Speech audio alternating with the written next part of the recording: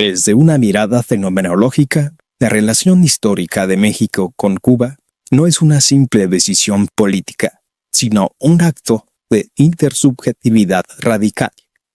Frente al voluntarismo oligárquico que hoy encarna figuras como Trump y que reduce la ley al dictado de un ego soberano, la solidaridad mexicana se manifiesta como el reconocimiento del mundo de la vida, el Lebenswelt de Husserl, el mundo de la vida compartido.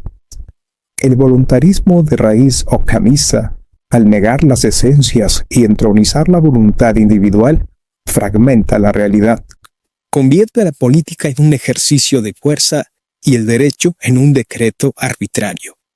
Bajo esta lógica, el bloqueo a Cuba no es justicia, sino la imposición de una voluntad solipsista que se niega a ver al otro como un igual.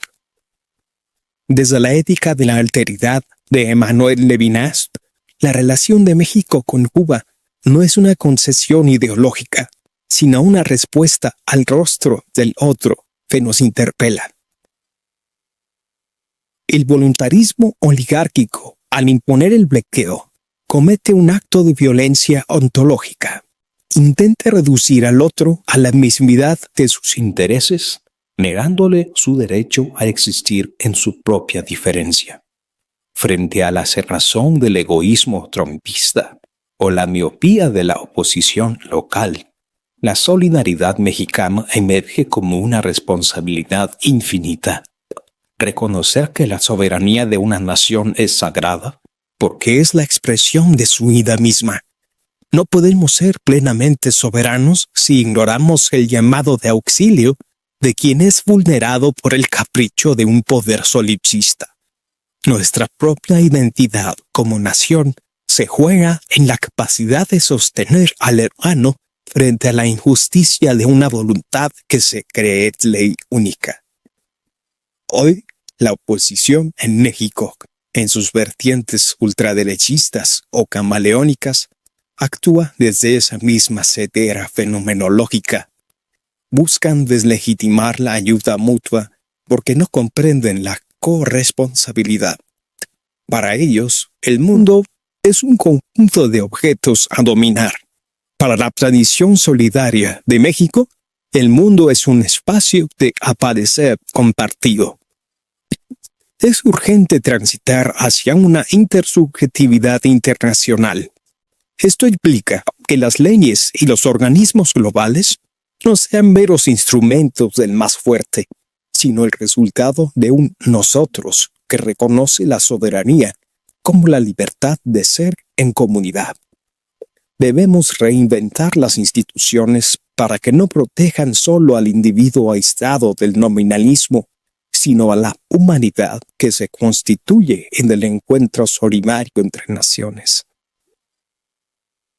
Esta responsabilidad ante el otro exige una metamorfosis de los organismos internacionales, hoy asfixiados por el procedimentalismo vacío del voluntarismo oligárquico. No basta con que las instituciones vigilen la paz. Deben reivindicar su propósito como garantes de la intersubjetividad global. Si la soberanía es el derecho a aparecer de una nación, los organismos de seguridad deben dejar de ser instrumentos de castigo para el disidente y convertirse en escudos contra el solipsismo de las potencias. Urge actualizar los marcos jurídicos para que la solidaridad no sea una opción diplomática, sino un principio vinculante que prohíba que la voluntad de un solo individuo, como Trump, o de una élite, mutile la existencia de un pueblo. Reinventar estas instituciones significa pasar de una gestión de recursos a una ética de la convivencia, donde el derecho internacional no sea algo que se imponga desde arriba, sino algo que se descubra y se proteja en el encuentro genuino y soberano entre las naciones. Esta reinvención implica considerar necesariamente que ninguna ética de alteridad podrá germinar mientras los organismos internacionales, como la ONU, sigan encadenados a estructuras que privilegian el solipsismo de los poderosos. El derecho de veto no es una herramienta de equilibrio, sino el monumento al voluntarismo más rancio, la potestad de un solo ego soberano para sabotear la voluntad de la comunidad global y asfixiar el rostro del otro. Es la negación misma de la intersubjetividad. Mientras una minoría oligárquica pueda invalidar una decisión justa mediante el capricho de su firma, la justicia internacional será un nominalismo vacío, una palabra sin cuerpo. A este sabotaje institucional que suma el colonialismo financiero ejercido por organismos que bajo el mando de esa misma oligarquía utiliza la deuda externa como un grillete ontológico, que estos entes no operan bajo una lógica de auxilio, sino de domesticación. Imponen recetas económicas que anulan la capacidad de autodeterminación de los pueblos, reduciendo la soberanía a una simulación administrativa. Es el nominalismo llevado a la economía. Se habla de libertad de mercado, mientras se asfixia la libertad real de las naciones para decidir su propio destino. El control del capital se convierte así en un arma de asedio tan letal como el veto o el bloqueo, diseñada para que el otro no pueda hacer, sino solo pertenecer como periferia explotable al servicio del ego central. Es urgente una refundación democrática del orden mundial que desmonte estos privilegios medievales.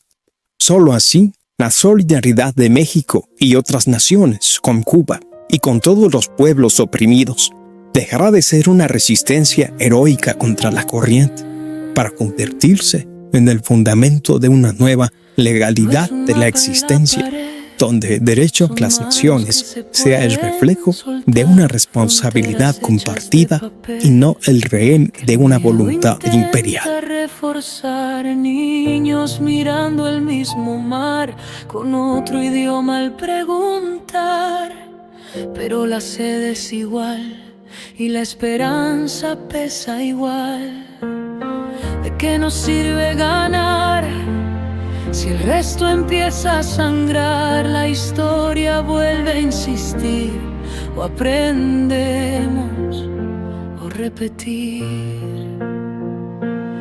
Que la ley entre naciones nazca de la solidaridad, que el dolor de otros pueblos sea motivo para actuar, que el poder y las razones tengan rostro y tengan pan. Si te caes, yo te sostengo, tu desgracia es mi